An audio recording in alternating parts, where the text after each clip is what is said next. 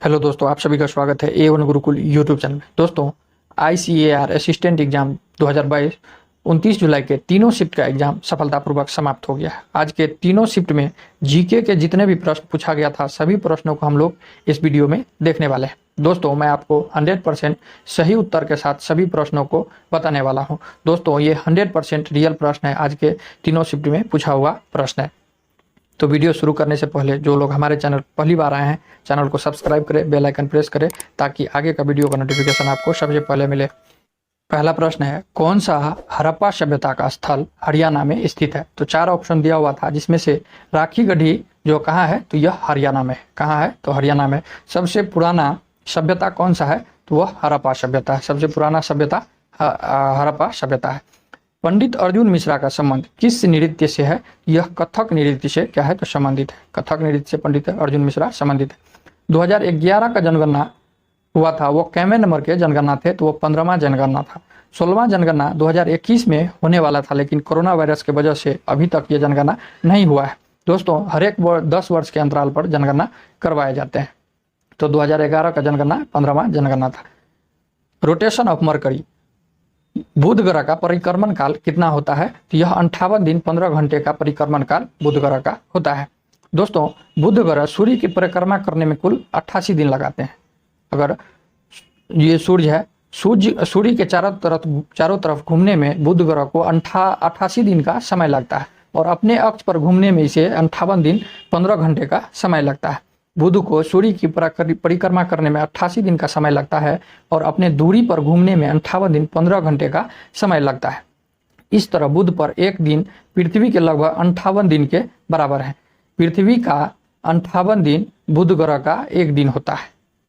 बुध पर एक दिन पृथ्वी के लगभग 58 दिन के बराबर होता है। एक वर्ष 88 दिन का होता है, यानी 1.5 वर्ष में ही एक वर्ष हो जाता है। बुध का तापांतर सबसे अधिक है। बुध ग्रह का सबसे अधिक ताप कितना है? तो 600 डिग्री सेल्सियस तक ये चले जाते हैं। कितना तक? 600 डिग्री सेल्सियस तक ये इसका तापांतर चले जाते हैं। चलिए, नेक्स्ट क्वेश्चन है, चीना वेम्पति किस नृत्य से संबंधित है? यह कुचिपुड़ी डांस से संबंधित है।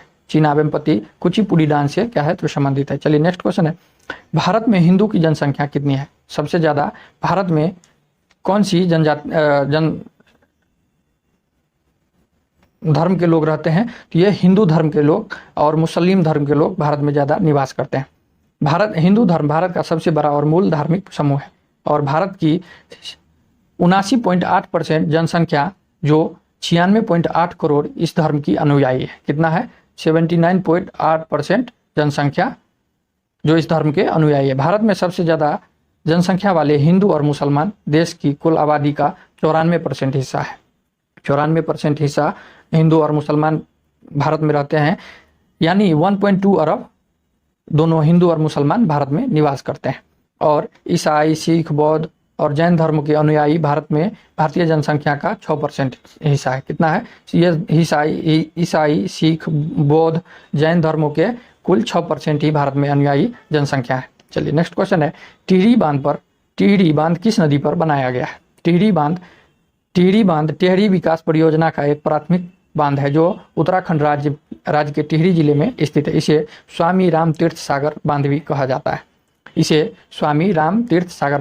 जाता है। यह बांध हिमालय की 2 महत्वपूर्ण नदियों पर बना है, जिसमें से एक गंगा नदी की प्रमुख सहयोगी नदी भागीरथी तथा दूसरी बिलांगना नदी पर है, जिसमें से संगम पर इसे बनाया गया है। भागीरथी और दूसरी बिलांगना नदी के जिनके संगम पर यह टिहरी बांध बनाया गया है। चलिए, नेक्स्ट क्वेश्चन है, अवानी लेखराज से संबंधित एक प्रश्न पूछा हुआ था, जो इसका राइट आंसर जर्मनी हो जाएगा। चलिए, कृष्णा नदी पर कौन सा बांध बनाया गया है? कृष्णा नदी पर 2 बांध बनाए गए हैं, जिसमें से एक श्रीशैलम में श्रीशैलम बांध और दूसरा नागार्जुन पहाड़ी पर यह बांध बनाए गए हैं। चलिए, नेक्स्ट क्वेश्चन है, अनुच्छेद, ये पॉलिटी से प्रश्न पूछा हुआ था दोस्तों, अनुच्छेद 243 का संबंध किससे है? तो यह संघ की राजभाषा से संबंधित है। संघ की राजभाषा से संबंधित है। संघ की राजभाषा हिंदी और लिपि देवनागरी होगी। संघ के शासकीय प्रयोजनों के लिए प्रयोग आने वाले अंकों का रूप भारतीय अंकों का अंतर्राष्ट्रीय रूप होगा। तो अनुच्छेद 343 संघ की राजभाषा से क्या है? तो संबंधित है। नेक्स्ट प्रश्न पूछा हुआ था, 2011 की जनगणना के अनुसार भारत में महिलाओं की जनसंख्या कितनी है? तो भारत में महिलाओं की जनसंख्या 9,09,90,000 है 2011 जनगणना के अनुसार। 2011 जनगणना के अनुसार भारत में 9,09,70,000 पुरुषों की तुलना में महिलाओं की तादाद 9,09,90,000 ही है।